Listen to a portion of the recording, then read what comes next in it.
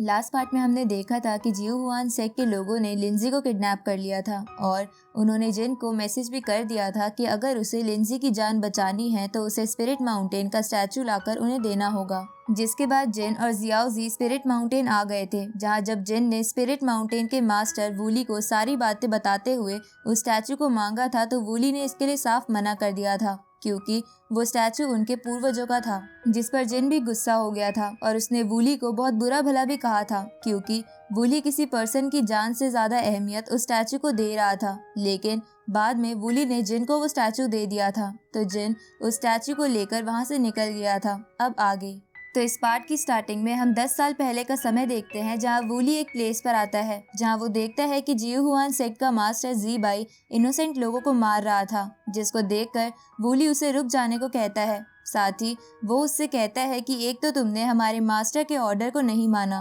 और ऊपर से इनोसेंट लोगों को मार रहे हो। जिस पर जी बाई हंसते हुए बोलता है कि टीचर ने मुझे वो स्टैचू देने से मना कर दिया था, इसलिए मैंने दूसरी तरह से स्ट्रॉन्ग बनने का रास्ता ढूंढ लिया है।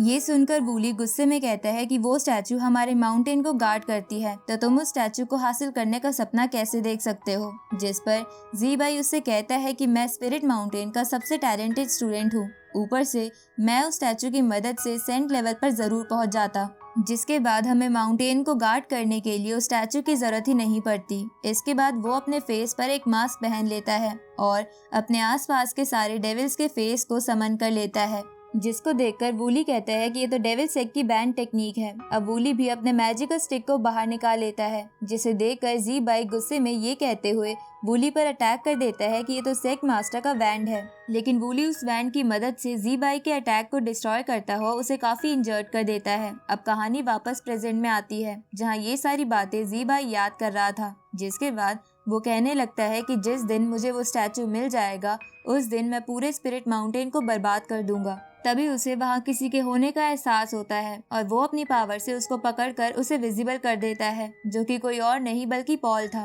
तो जी बाई पॉल को गले से पकड़कर कहने लगता है कि आखिर तुम यहाँ क्या कर रहे हो। इस पर पॉल इससे कहता है कि वूली ने जिन को वो स्टैचू लेकर भेज दिया है, लेकिन तुम उसे हल्के में मत लेना क्योंकि जिन बहुत ही स्मार्ट है। लेकिन जी बाई पॉल की बातों को सीरियसली नहीं लेता और वो पॉल से कहता है कि जिन तो बस लॉ लेवल पर है तो भला वो मेरा क्या बिगाड़ लेगा। और रही बात उसे अंडर एस्टिमेट करने की, तो मैं अपने दुश्मन को कभी अंडर एस्टिमेट नहीं करता, इसलिए मैंने अपनी सारी तैयारी कर रखी है। इसके बाद वो वहाँ से चला जाता है। तो उसके जाने के बाद पॉल लिंजी को देखते हुए कहने लगता है कि जिसने भी आज तक जिन को हल्के में लिया है उसकी मौत काफी दर्दनाक तरीके से हुई है। दूसरी तरफ हम कुछ लोगों को देखते हैं जो कि उसी ढाबे में बैठकर जिन का वेट कर रहे थे।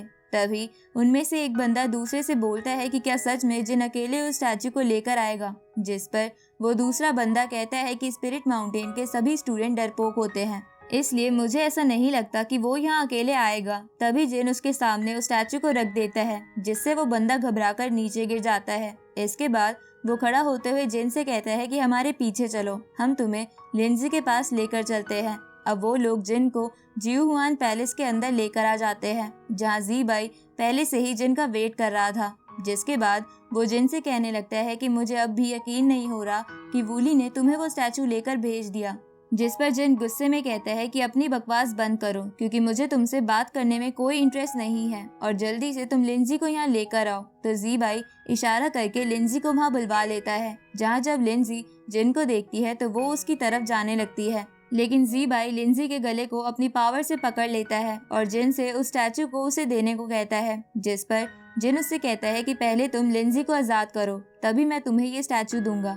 तो ये सुनकर जी बाई लिंजी को तड़पाते हुए जिन से कहते हैं कि तुम्हें क्या लगता है कि तुम मेरे ही इलाके में आकर मेरे साथ बार्गेनिंग कर सकते हो। इसके बाद वो कहता है कि मैं बस 3 तक गिनूंगा और उतने में अगर तुमने उस स्टैचू को मुझे नहीं दिया तो मैं इस लड़की को मार दूंगा। जिस पर जिन कहता है कि मुझे ऐसे लोग बिल्कुल नहीं पसंद जो लड़कियों के साथ ऐसा करते हैं। अब जिन उस स्टैचू को नीचे गिरा देता है, जिसके बाद जिन उस स्टैचू पर अपना पैर रखते हुए कहता है कि मैं 10 तक गिनूंगा और अगर तुमने लिंजी को आजाद नहीं किया तो तुम हमेशा के लिए इस स्टैचू से हाथ धो बैठोगे।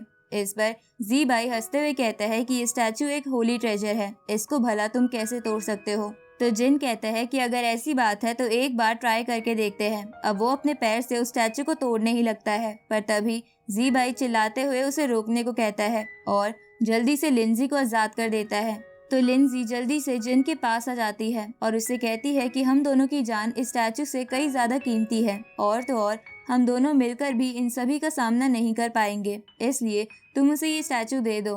तभी जी बाई भी कहने लगता है कि ये लड़की बिल्कुल सही बोल रही है, तुम मुझे जल्दी से वो स्टैचू दे दो। तो ये सुनकर जिन पॉइजन पर्ल से लिंजी पर अटैक करके उसे मार देता है। तभी हमें पता चलता है कि वो लड़की असल में लिंजी नहीं बल्कि कोई और थी, और ये सब जी बाई की चाल थी। तो ये देखकर जी बाई जिन से पूछता है कि तुम्हें ये कैसे पता चला कि ये नकली लिंजी है, जिस पर जिन उससे कहता है कि अगर ये असली लिंजी होती तो वो जान बचाने के बजाय लड़ने का सजेशन देती। ये सुनकर जी बाई अपने आदमियों को जिन पर हमला करने का ऑर्डर देता है। तभी जिन अपने इंपेरियल डीमन पर्ल की मदद से वहाँ पॉइजनस गैस फैला देता है, जिसके बाद वो उन सभी को एक एक करके जान से मार देता है। उसी वक्त जी बाई अपनी पावर से वहाँ के पॉइजन को हटाते हुए जिन को मारने के लिए उसके पीछे जाता है, लेकिन जिन ने वहाँ एक ज्योग्राफिकल फॉर्मेशन सेट कर दिया था जिसमें जी बाई फंस जाता है। दूसरी तरफ जिन उस रूम में पहुंच जाता है जहाँ लिंजी बंद थी, जिसके बाद जिन जल्दी से लिंजी को अपनी गोद में लिटाते हुए